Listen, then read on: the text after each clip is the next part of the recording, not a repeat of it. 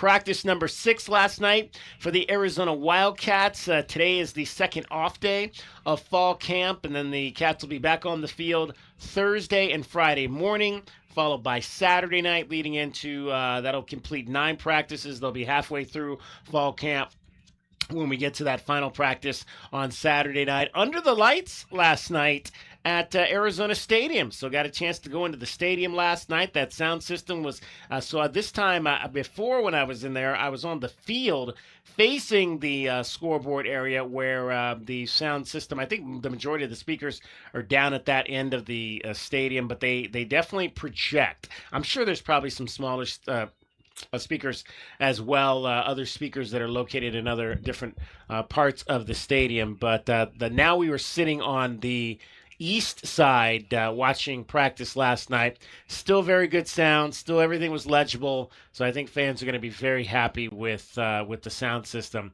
that has been installed at Arizona Stadium for this upcoming 2026 season.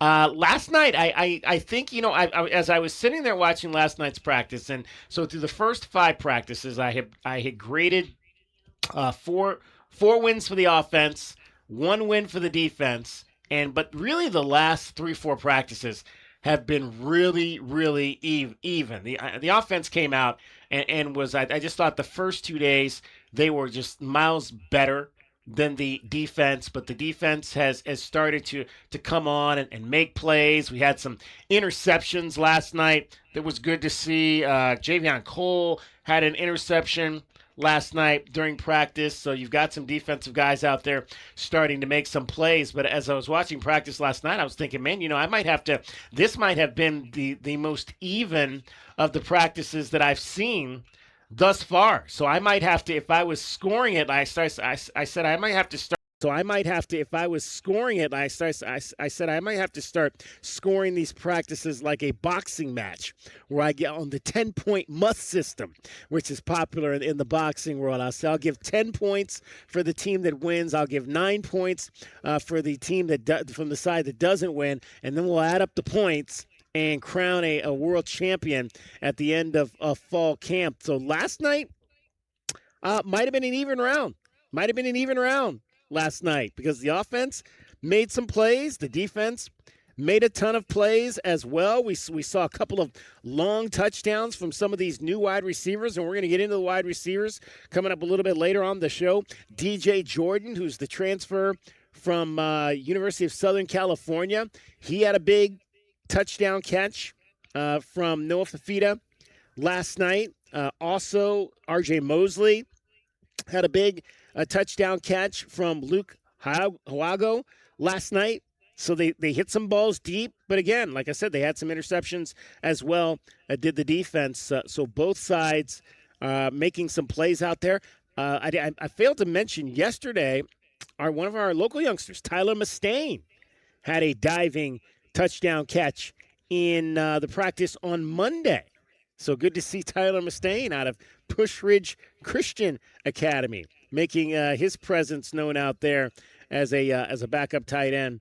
And he is now in his senior season. Wow, it's hard to believe that he's been around that long. It seems just like a few years ago I was covering him on the high school trail. But now he is out there doing his thing for the Wildcats. Playing tight end in his final season of eligibility. Who else last night? We had a long touchdown run by Antoine Roberts, who's one of the new running backs as well on this team. A transfer from Marshall, who's looking to get some playing time. He had a big touchdown run as well. So there were some big plays for the offense. There were some great plays for the defense. So I think last night might be a 10-10. Might be the first 10-10 practice of this fall camp because it was hard to distinguish which side was better because both sides were making plays. We saw a number of sacks, and there was a period. I mean, again, and when I talk about like when I give the defense wins, that can be a lot of things. It can be what might be perceived to be a sack. If you force the quarterback to run, like if he goes back to pass and you force him to run, that's a defensive win for me because he went back there, nothing was open, and he had to go on a run. Doesn't matter how many yards he gets or not, because again, you can't touch the quarterback, so you're not really. I mean, so that's really immaterial. But if you force Noah to run, if you force Sawyer Anderson to run on a pass play, that's a win as far as I'm concerned for the defense. And so there were quite a few of those.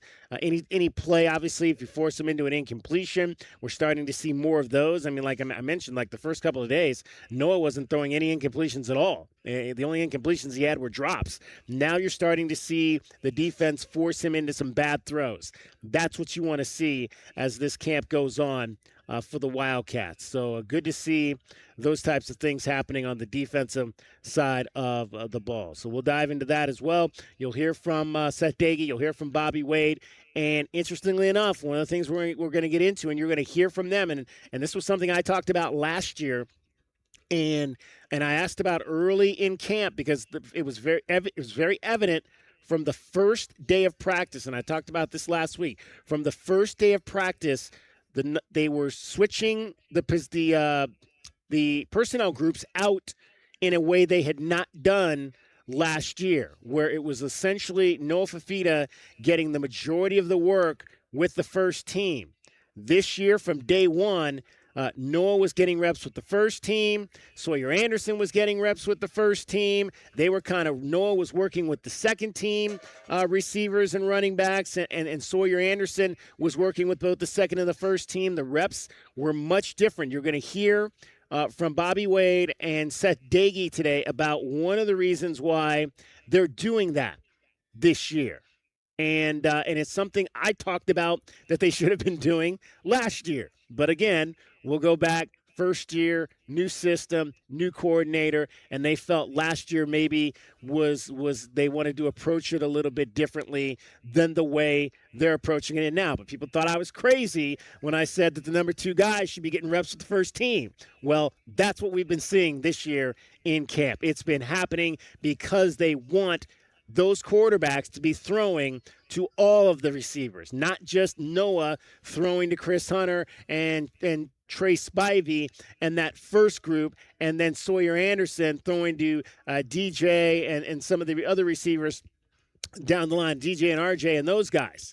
Both quarterbacks have been working with both personnel groups and getting acclimated because, again, if Noah goes down, and this was my contention last year when I talked about it.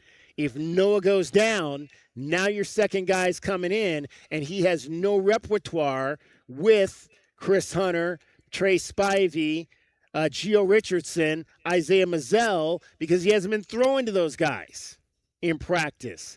That's not happening this year because both those guys, and Sawyer Anderson is still the leader in the clubhouse for the number 2 quarterback position.